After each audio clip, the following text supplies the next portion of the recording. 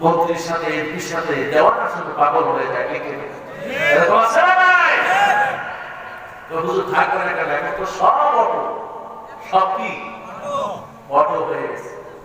এই যে স্কুল ছাত্ররা অটো আছে না, হ্যাঁ স্কুলে কি অটো পাস, অটো আছে নাকি অটো পাস? হাত তো অনেকগুলো উঠছে মাসটা। আমাদের দোষ কি? আমাদের দোষ কি হুজুর? আমি কি বিপদ করেছি? আমি কি মুসিবতে পড়লাম? ওই যে সিয়ামের সে তো আদবা সবাই পেকে না। সিয়ামের তো হুজুর আমার দোষ কি?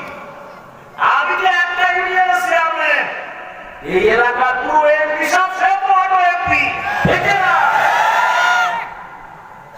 এটা বাংলাদেশে আছে না নাই? কম না বেশি? আর আজকে হলো কম না বেশি?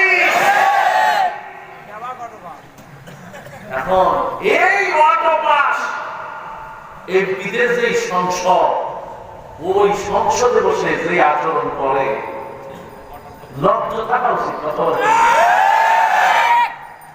সারা জীবন বাতির মতো রাস্তায় রাস্তায় বসে গানকে অটো পাস এমপি হয়ে তার গলায় এখন বয়াতি গান সংসদেও শোনা যায়। কথা বলে একটা ভালো সংসদ, সেই জায়গায় বাউল সাউল, তারপরে আমি দিয়েছিলাম বাংলাদেশে পড়া স্বাধীন বাংলাদেশ মাতৃভাষার জন্য পড়ার জন্য এই বাংলাদেশ কি না করেছে। সেই জায়গায় যারা এমপি হয় বাংলা বলতে গেলে দাঁত ভাঙা জিভা হয়ে গেছে। এইরকম যদি এমপি হয়, ওই এমপি দিয়ে আপনি দুর্নীতি দমন করা সম্ভব? ওই রকম সাগর মার্কা অটো পাস এমপি দিয়ে বাংলা ভাগ্য পরিবর্তন করা যাবে না। বাংলার এই জাতির যদি ভাগ্য পরিবর্তন করতে হয় আলেম এমপি দিয়ে সম্ভব থেকে না। তার কারণ হচ্ছে আলেমরা সংসদে গেলে রহমত নাযিল করেন কে? এটা অতীতে অনেক প্রমাণ আছে, আছে কি না? কোরআনের পাখি যেদিন পার্লামেন্টে মেম্বার হয়েছে, এই সূরা কাফের 110 নম্বর আয়াত তিনি সেই জায়গা বাস্তবায়ন করলেন। তিনি বলেছেন, মাননীয় স্পিকার, এই সংসদে ঢুকলাম, এই সংসদ হওয়ার পর থেকে যারা পার্লামেন্টে ঢুকেছে সবাই মাথা নিচু করে স্পিকারকে সেজদার মতো দিয়া রুকুর মতো দিয়ে ঢুকেছে। কথা বলা ঠিক কিনা? তিনি বলেছেন, আপনাকে আমি শ্রদ্ধা জানাই, আপনাকে আমি শ্রদ্ধা জানাই, ভালোবাসি। আপনি স্পিকার হয়েছেন, তার মানে এই নয় যেই সেজদা আল্লাহকে দেবে, যেই রুকু আল্লাহকে দেবে, ওই রুকু আপনাকে দেবে, এটা হতে পারে বাংলার মুসলমান এটা বরদাস্ত করবে না। কথা বলে দেখে না? কোরআনের পাখি কোরআনের আয়াত দিয়ে হাদিস দিয়ে শিরকের ভয়াবহতা বুঝালেন। স্পিকার অত্যন্ত ভালো মানুষ ছিলেন, তিনি সাথে সাথে পয়েন্ট অবহার দিয়ে বললেন, আজ থেকে পার্লামেন্টে এই দরজা ভেঙে দিতে হবে, আর যাতে কেউ ঢুকলে সেজদা দিয়ে না ঢোকা লাগে। এই জন্য আল্লাহ মহব্বিল যারা, যারা আল্লাহকে ভালোবাসে, তারা যেখানেই যায় প্রশংসা করবে কার? যেখানেই যাবে হকের কথা বলবে, ঠিক না? অথচ আজকে তিনি কারাগারে, অসুবিধা নাই। ইউসুফ আলাইহিস সালাম কারাগারে ছিল, ঠিক না? আজকে কোরআনের পাখি কারাগারে আছে।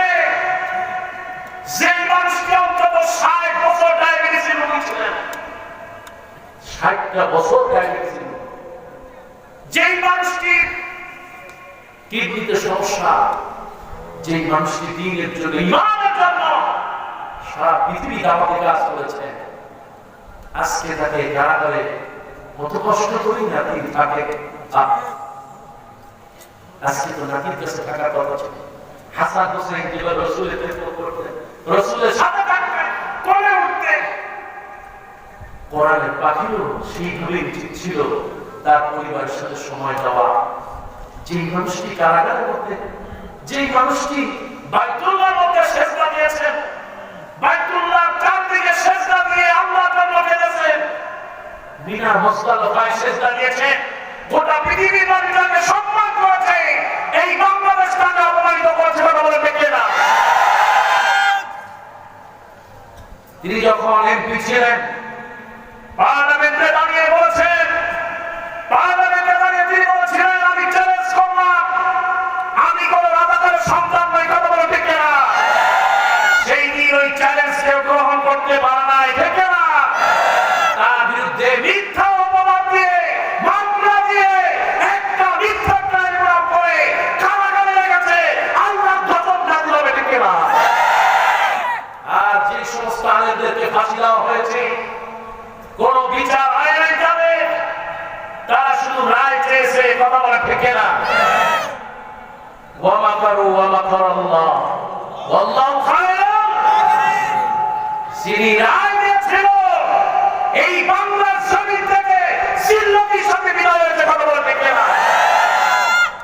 আর যারা সাক্ষী দিয়েছিল, কেউ হয়েছে বোবা, কেউ ল্যাংড়া, কেউ করোনায় মারা গিয়েছে, ঠিক না। আবার যারা বলেছিল আমরা রায়ে সন্তুষ্ট হতে পারলাম না, আল্লাহ তাদেরকে এই কোরআনের পাখির আগে জিল্লতির সাথে দুনিয়া থেকে বিদায় করেছে। এই জন্য মর্যাদা দেওয়ার মালিক কে? আরো বড় কে? আমি যখন ইউসুফ আলাইহিস সালামের সিজনে ইউসুফ কারাগারের কাছে মিশরে গেলাম, তখন মনে পড়ে গেল সেই আল্লাহ ইউসুফ আলাইহিস সালামের ভাইরা ষড়যন্ত্র করে কুয়ার মধ্যে ফেলেছিলেন, সেই ইউসুফকে আল্লাহ মিশরের সিংহাসনে বসিয়েছিলেন। ওই আল্লাহ আজ আছে না নাই? আর যারা বলে ওই আল্লাহ আছে না? অবশ্যই অবশ্যই আল্লাহ আমার কোরআনের মাটিতে, কোরআনের ময়দানে ফিরে দাও, বলবো আমি। আর যারা বলে আমি, ভাইরা আমার, মানুষের উপরে জুলুম করলে অবশ্যই তার বিচার হয়, কথা বলে ঠিক না। বঙ্গবন্ধু শেখ মুজিবুর রহমানকে যারা হত্যা করেছে, আমরা নিন্দা জানাই, ধিক্কার জানাই। তাকে যারা হত্যা করেছে তার বিচার হয়েছে, ঠিক না। আর যারা বলে ঠিক না, স্বাধীনতা এতদিন পরে হলো বঙ্গবন্ধু হত্যার বিচার, খুশি না বেজা? সবাই বলে খুশি না বেজা?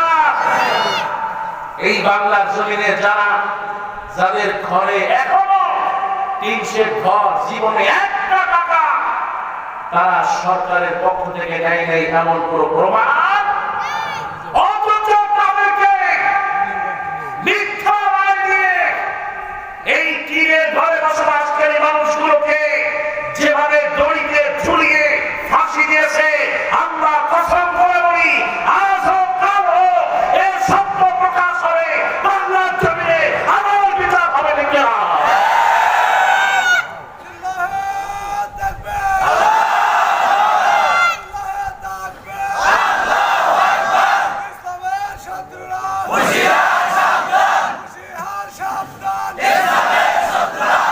তার কারণ হলো এই কথাগুলো বলেছেন কে? আল্লাহ। এই কথাগুলো বলেছেন কে? মাজলুমের দোয়া সরাসরি কবুল করেন কে? আল্লাহ। সেদিন তারা বলবে বিআইয়ি যামবিন কুতিলাত, কি কারণে ওই দিন আমাদেরকে হত্যা করেছিলে? কেন তুমি আমার স্ত্রীকে বিধবা বানিয়েছিলে?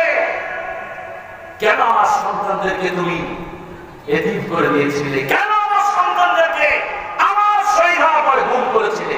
ঠিক না? আল্লাহ তুমি হেদায়েত দাও না। আমি আর জবান আমি